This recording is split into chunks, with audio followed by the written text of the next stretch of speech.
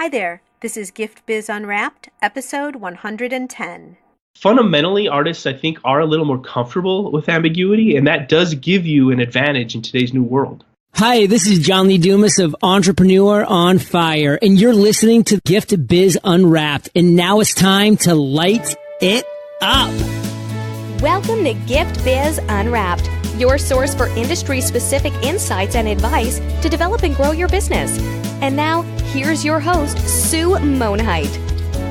Hi there, it's Sue, and welcome back to the Gift Biz Unwrapped podcast. Whether you own a brick and mortar shop, sell online, or are just getting started, you'll discover new insight to gain traction and to grow your business. Today, I have the pleasure of introducing you to Jonathan David Lewis. Jonathan is the author of Brand vs. Wild, Building Resilient Brands for Harsh Business Environments.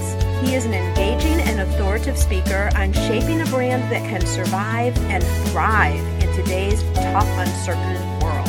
As partner and strategy director at McKee Wallwork Company, Jonathan led his firm to be recognized by industry purveyor Advertising Age as a national leader in branding and marketing. They are also named the Southwest Small Agency of the Year and received the National B2B Campaign of the Year and the National Best Places to Work Awards. They have a lot going on. I am so excited to share with you a topic that I think is really going to be important for all of us. So we're going to get right into it. And Jonathan, welcome to the show. Thanks, Sue. Happy to be here. I start off in a little bit of a different way because most of our listeners are artisans of one sort or another. So if you would, describe yourself as a motivational candle. What would resonate with you in terms of a candle with a color and a quote?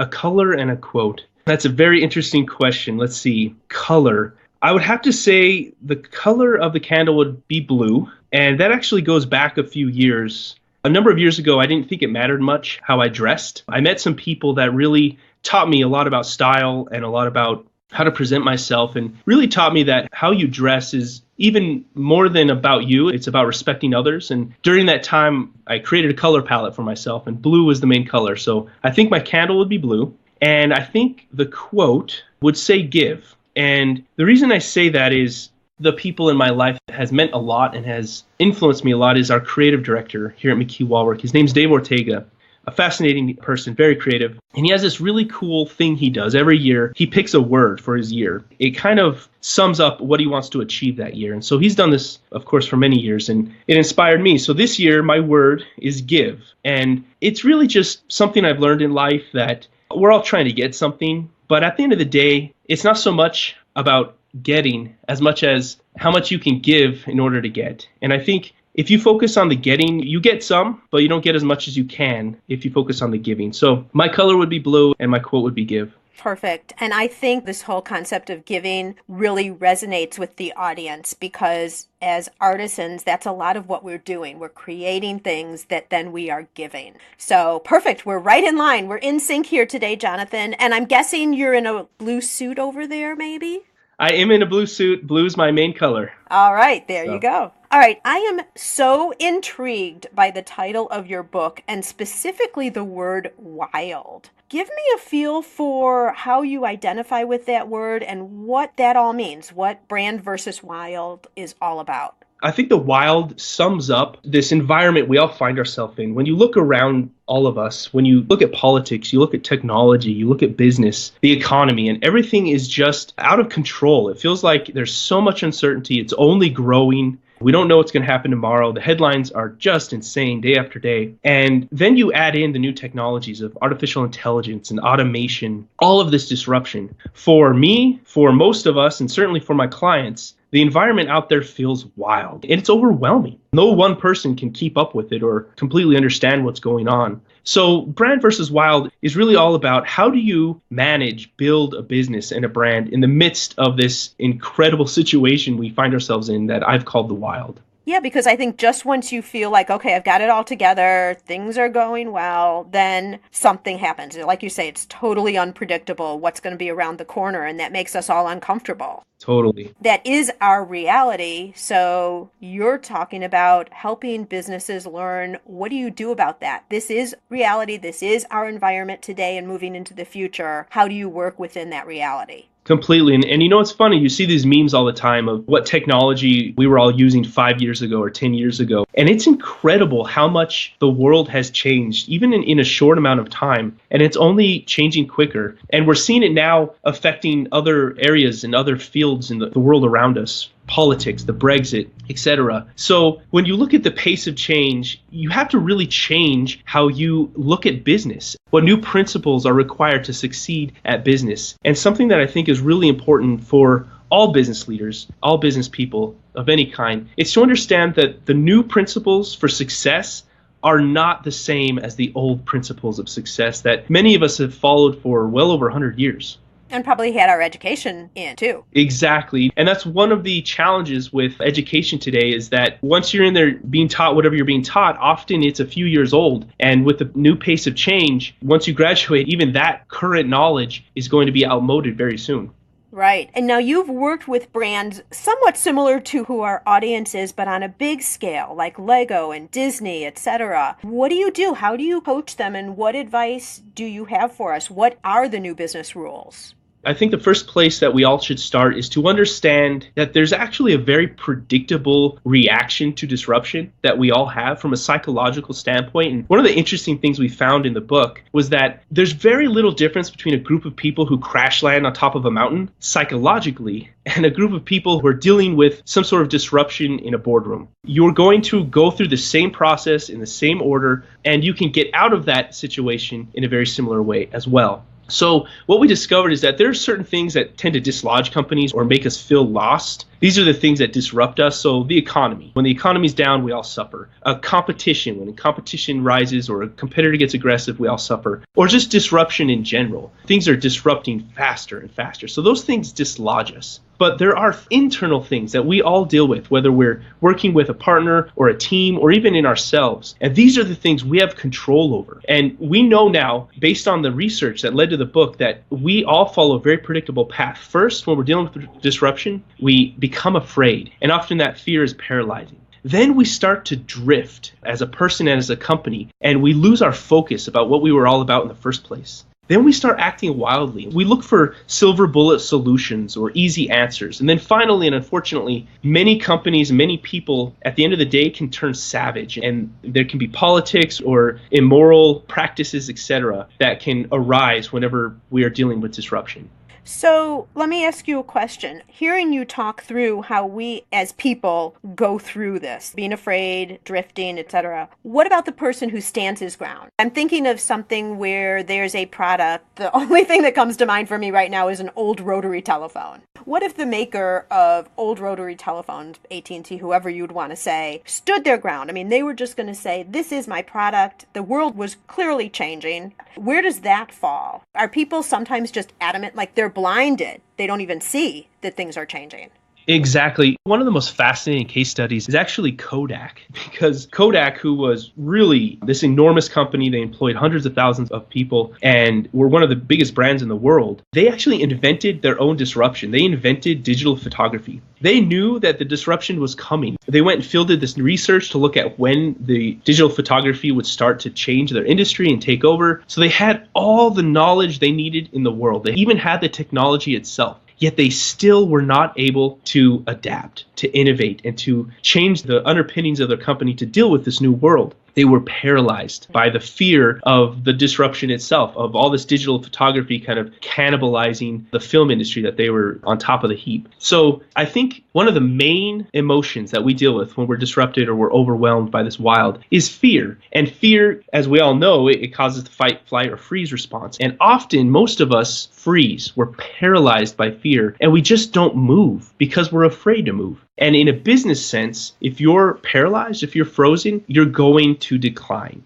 Businesses have to keep moving. So what would you suggest to our listeners to be watching for in their businesses so that they don't miss it? The world passes them by and they're just stuck. Are there any tips in that end? Just acknowledging that the concept exists in the first place, I guess, would be one. But is there any other advice that you would offer? Yeah, I think the numbers speak. So if your numbers are declining, then there can be a variety of things that are wrong. But one of the causes can be that your product just isn't relevant anymore. And that doesn't mean you're not relevant anymore. It just means you may need to rethink your product or how you're going to market. And so listen to the numbers. And if you act like often many of these big brands have acted when their product has become irrelevant, like Kodak and others, then you're stagnant, you're paralyzed, you're stubborn, and you don't adapt. But if you can learn, and if you're willing to change how you do things, not necessarily why. We all have a why and we all have a passion. That can stay true. But if you're willing to change how you do things, alter your product, perhaps get it to market in a different way, then you can stay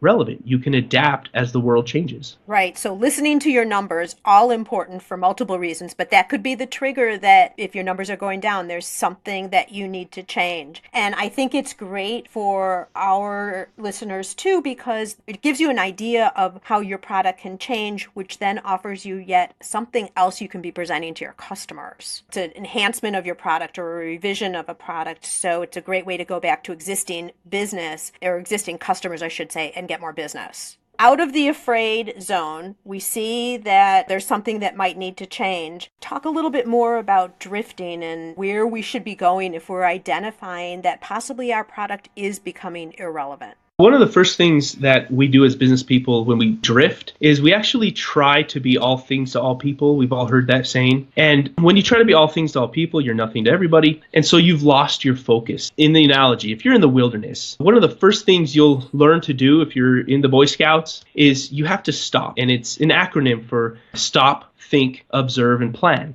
And so the first thing you need to do if you're lost in the wilderness is stop. And it's the last thing you want to do. When you're nervous, when you think something's wrong, you want to jump into action. You want it to go away. You want things to be better.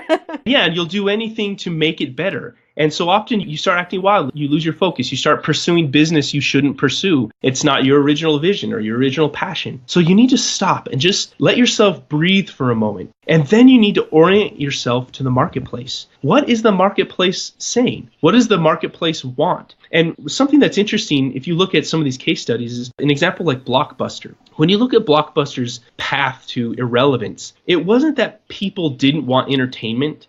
Certainly argue that people wanted more entertainment than ever. The issue for Blockbuster was that people wanted entertainment even more. They wanted it in an even more convenient way. When they discovered they didn't have to get in the car and drive to a brick and mortar, then the world changed for everybody. So it wasn't that people didn't want what Blockbuster provided. They didn't want it in the way Blockbuster provided. So if you can orient yourself to the marketplace, you can begin to become relevant again. Let me stop you here for a second. And this is a great example because I think everybody saw the path Blockbuster was running down. Everyone could see that their future was going to be that direction unless they changed. But how does someone who has, let's say, 2 or 3 retail shops, how do you orient to your marketplace? How do you figure that out if it's not as obvious as a Blockbuster?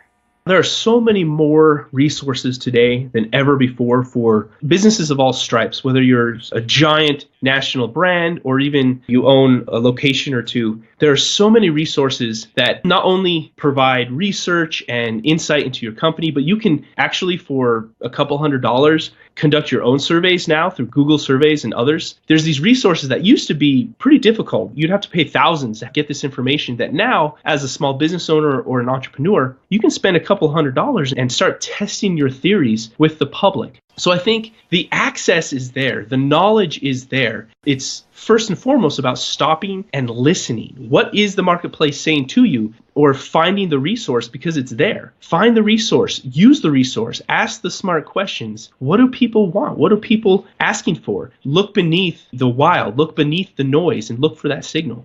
Good point. And would you say also, Jonathan, that don't just assume that your thoughts are right. Test what you're thinking you should be doing with your community before you start going down a path that's not actually the right path? Absolutely. I think piloting whatever product or new direction that somebody might take is absolutely the wisest thing you can do, even more than just asking somebody what they think. Create it. Create a proof of concept. With the smallest amount of investment, create the thing you want to create and see how people react in the real world, which can often be far more interesting and far more informative than just asking somebody if they want something. Right. And don't ask a person you know is going to give you the answer you want to hear. Exactly. And then say, okay, we're done. Moving on.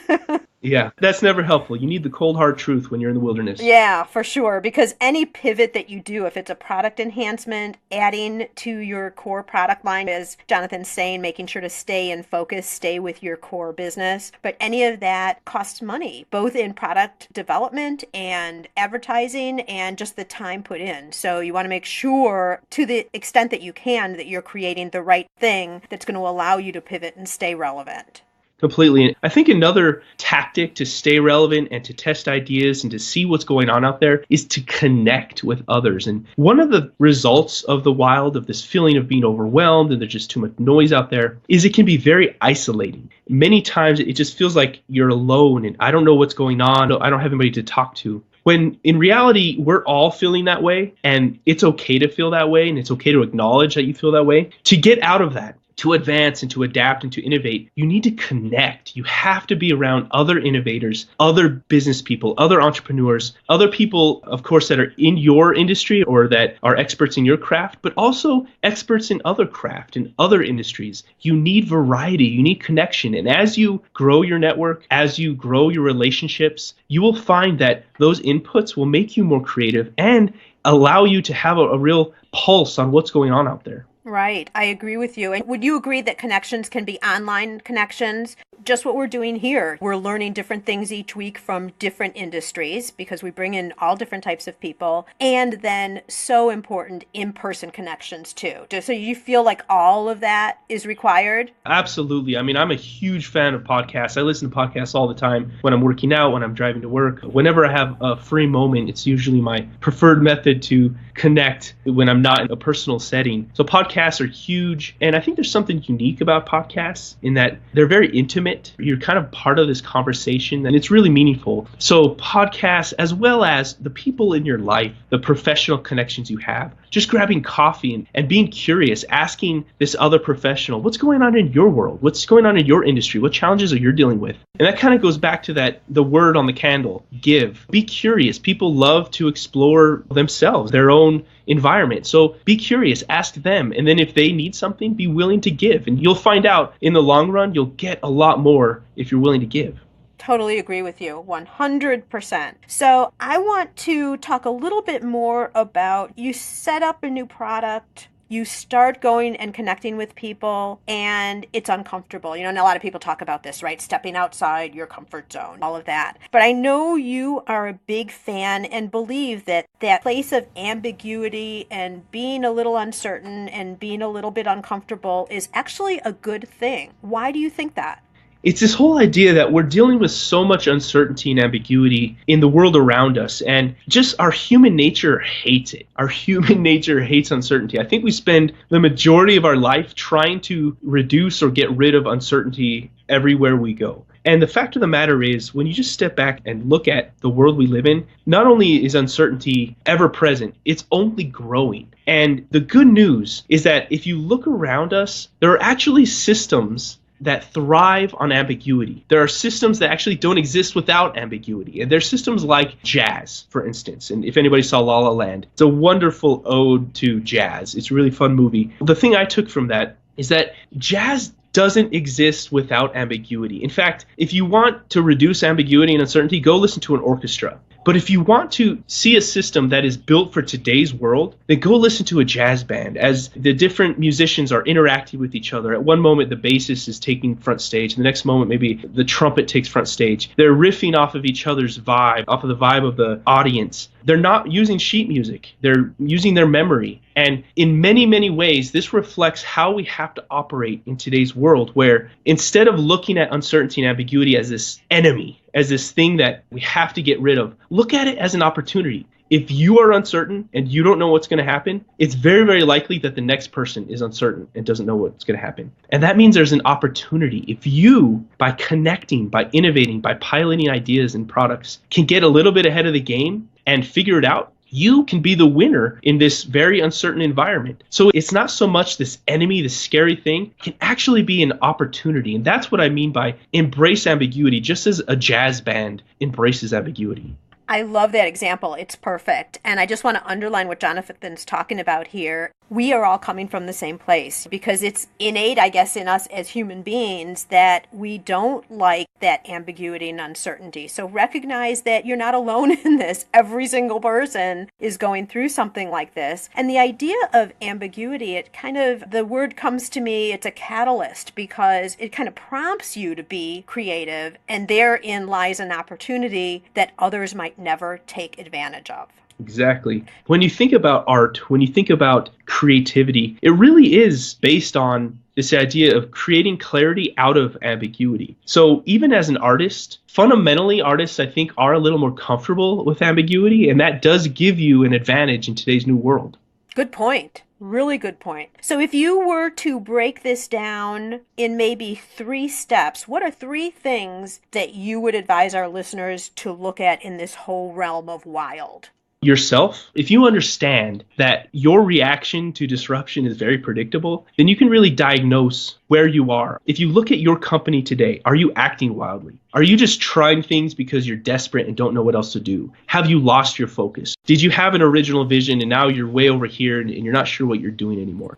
Look at yourself. Have some self-reflection. That's part of the idea of stopping. Think about where you are and where you are in that very predictable response to disruption. Then I would go back to what I said before. You need to stop, and then you need to orient yourself to the marketplace. And this is done in a variety of ways. Test your products in real-world scenarios with real customers. You need to get access to those easy resources that are out there to test ideas, and to Google surveys is a great example of that.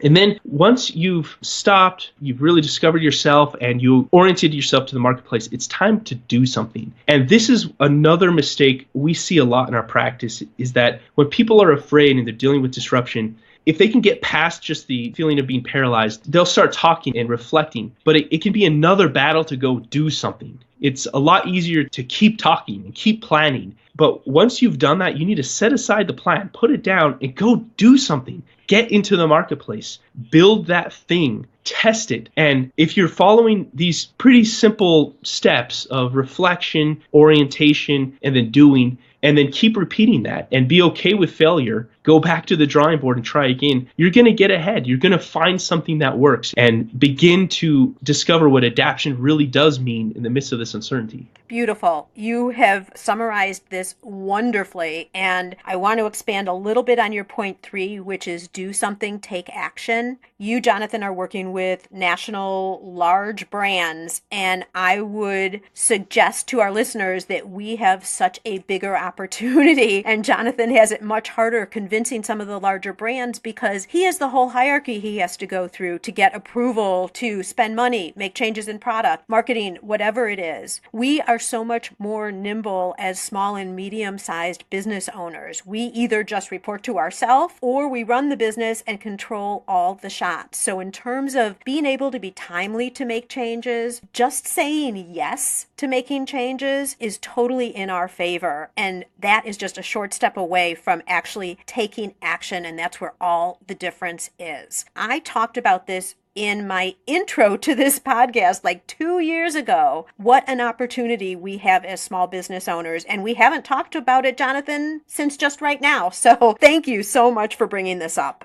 And I want to underline that point, Sue. I think that is extremely important, extremely true. And the problem with that truth is that it doesn't feel that way if you're one of the smaller companies. The wild feels overwhelming and it feels isolating. When in reality, you are completely correct. You have so much more room to innovate and change. And if you look at the innovators and the disruptors in the world right now, they all start small because that enables them to be innovative. And one of the topics I discuss in the book is there's a whole chapter on adaptation. I pull from Mark Parker, who's the CEO of Nike, who discusses this concept a lot because he's very, very honest about this. He has recognized that size is actually now a vulnerability, because if you have been successful in the past, then you can start to believe the lie that that success and the way you did it will make you successful in the future. And that's just not the case anymore. So those of us who do own and operate small businesses, we completely have an advantage if we can get past this feeling of being overwhelmed and isolated and break out and connect and start to do and start to test our ideas. We really do have the opportunity and the advantage to innovate, where a lot of these bigger companies, they're just paralyzed by their size. Absolutely. I totally agree with you there. And I think another concept I've been hearing a lot about lately, I think it came from James Wedmore, but I'm not certain. I'm pretty sure it was James Wedmore. And he talks about what got you to where you are now is not necessarily the same thing that's going to get you to where you should be in a few years. Back to your point about having to continually adapt and change. As we're closing this portion out, Jonathan, talk a little bit more about what the golden nuggets are that are inside your book that we haven't addressed here. Because, again, this is a topic that I think all of our listeners should really be very aware of. And I'm sure there's some things we haven't covered everything in your book, but just give us a feel for what else is in there so that we can think about taking a further look at it. Certainly. Well, the book is a lot of fun simply because I've taken our 10 years of proprietary research and correlated it with the latest in survival psychology and looked at all of these fascinating stories of survival. So we have stories of Teddy Roosevelt going down a tributary of the Amazon River, or Ernest Shackleton trying to traverse Antarctica, and many, many more. And there are these fascinating stories in that these group of people confront some amazing challenge. They have all this hardship, and all of these psychological processes underway and their successes and failures are very much correlated with our own research into the factors that affect business success. And what we see in all the case studies of some of the biggest companies who have faced hardship and made it through, like Lego and Marvel, and other companies who have faced hardship like Blockbuster and Kodak and have declined and really become irrelevant. So it's a fun book that uses all of these real life survival stories and then pulls from the research to bring it down to practical level. Many people have called it a survival guide for business, just because we take high level concepts and then bring them down to a practical level, things that you can use, tips that you can use in your everyday business to help you through the wild, this uncertainty we're all dealing with. Perfect. Thank you. You've piqued my curiosity now for sure. And I'm going to challenge you now, Jonathan. I can't wait. Okay, here you go. What has been wild, or what has that done for you in your life or in your career?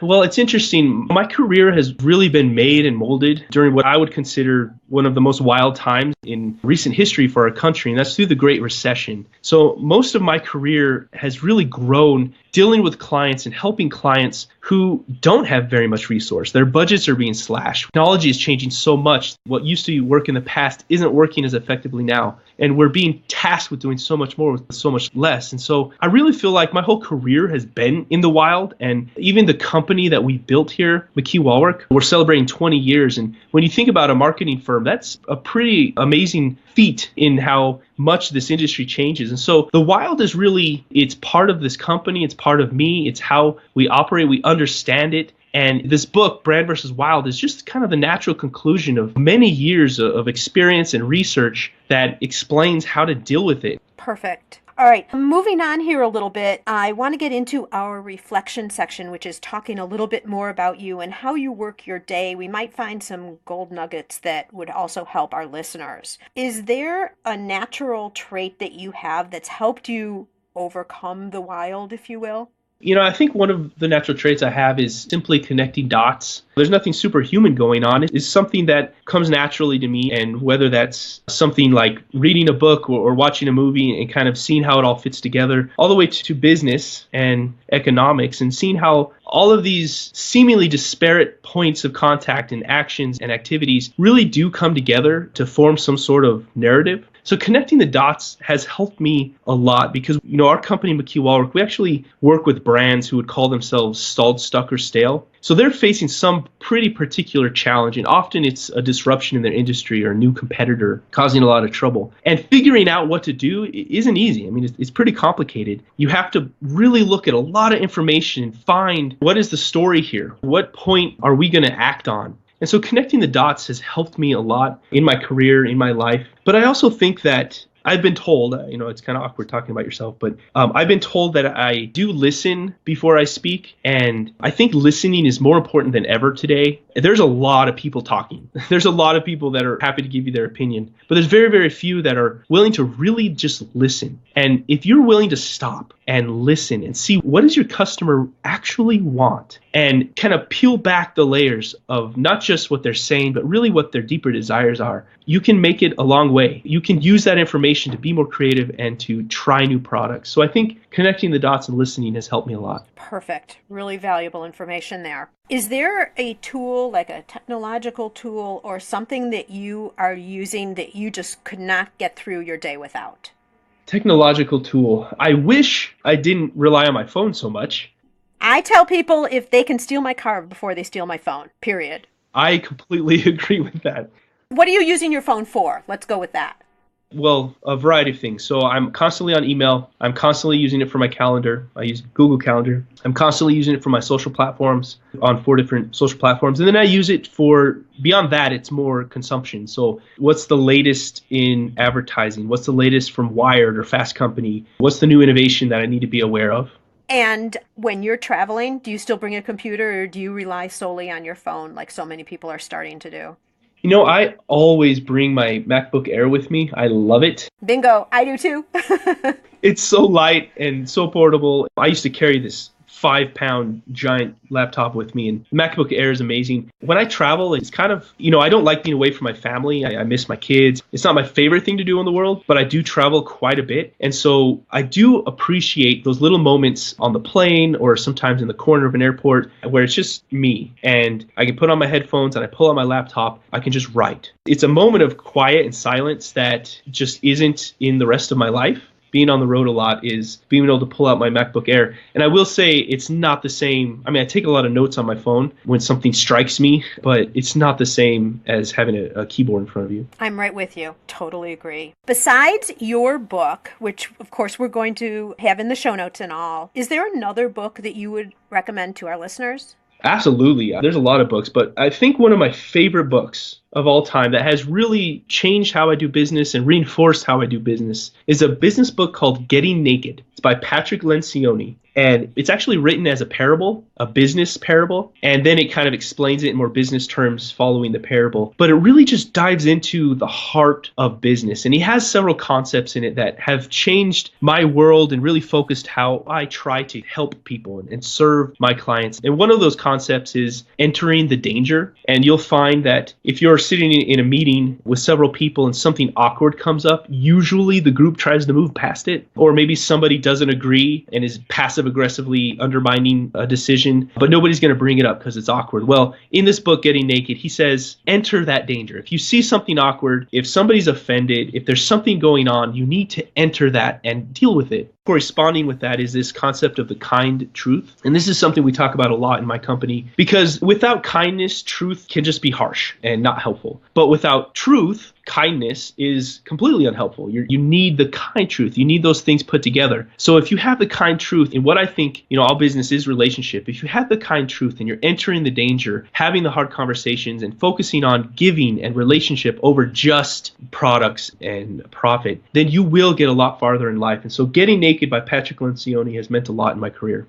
You've got a couple of quotes there that you should be promoting out, or I'm going to do it for you, because that is oh so true. And I can just see it in a boardroom or with friends or wherever. Someone says something awkward and people will just, it's like pushing the elephant out of the door, not addressing it at all, but the shadow's still there. It's still sitting there, was never addressed. I can't say it anywhere near as eloquently as you did, but really, really great. And Gift Biz listeners, just as you're listening to the podcast today, you can also listen to audiobooks with ease. I've teamed up with Audible for you to be able to get an audiobook. I don't know if Getting Naked is Audible. Is your book Brand vs. Wild Audible? Brand vs. Wild will be available on Audible on May 2nd. Perfect. So you'll be able to get either of these books for free on me if you haven't done so already. All you need to do is go to giftbizbook.com and make your selection. Okay, Jonathan, we're winding down to the end, and now I would like to have you dare to dream. I'd like to present you with a virtual gift. It's a magical box containing unlimited possibilities opportunities for your future. So this is your dream or your goal of almost unreachable heights that you would wish to obtain. Please accept this gift and open it in our presence. What is inside your box? Wow. Okay, this is a big one. I'm excited. Drum roll, drum roll. Besides joining Elon Musk on a trip around the moon, which would be amazing, I think this kind of goes back to the idea of give and sort of just the general ethos of my company, my career. Of course, I have goals in life. Writing a book was a goal. Writing another book is another goal. Growing my business. There's a variety of things I want to do, but this is a big question. And so I think at the end of the day, if I'm opening up this box and inside there's this thing, I think it might be a picture or even a video of me on my deathbed. And my hope and my dream would be that I'm not alone, that there are a lot of people around me. And my hope and my dream would be that there's not just a lot of people, that the hallway's filled, the room's filled, there's standing room only. And that my life has been more than just a series of accomplishments, that I've really taken the time to focus on what matters. And that at the end of it all, that has been reflected in the relationships around me. So that's what I hope I see when I open this magical box. Wonderful. Perfect. And Gift Biz listeners, you know that over on the show notes page, there will be links to everything for Jonathan, including his book. So go over there and check that out. And Jonathan, I'm not going to say that I hope your dream comes true anytime too soon, but when that time comes, I do hope that that's the case. And in the meantime, I know you're going to continue going on and affecting people's lives. Your concepts, your thoughts, your direction has been so helpful for us here. And I know my listeners join me in saying, may your candle always burn bright. Thank you so much, Sue. Where are you in your business building journey? Whether you're just starting out or already running a business and you want to know you're set up for success, find out by taking the Gift Biz quiz. Access the quiz from your computer at bit.ly/giftbizquiz or from your phone by texting Gift Biz Quiz to 44222. Thanks for listening, and be sure to join us for the next episode. Today's show is sponsored by the Ribbon Print Company. Looking for a new income source for your gift business? Customization is more popular now than ever. Brand your products with your logo, or print a Happy Birthday Jessica ribbon to add to a gift right at checkout. It's all done right in your shop or craft studio in seconds. Check out theribbonprintcompany.com for more information. After you listen to the show, if you like what you're hearing, make sure to jump over and subscribe to the show on iTunes. That way you'll automatically get the newest episodes when they go live. And thank you to those who have already left a rating and review. By subscribing, rating, and reviewing, you help to increase the visibility of Gift Biz Unwrapped. It's a great way to pay it forward, to help others with their entrepreneurial journey as well.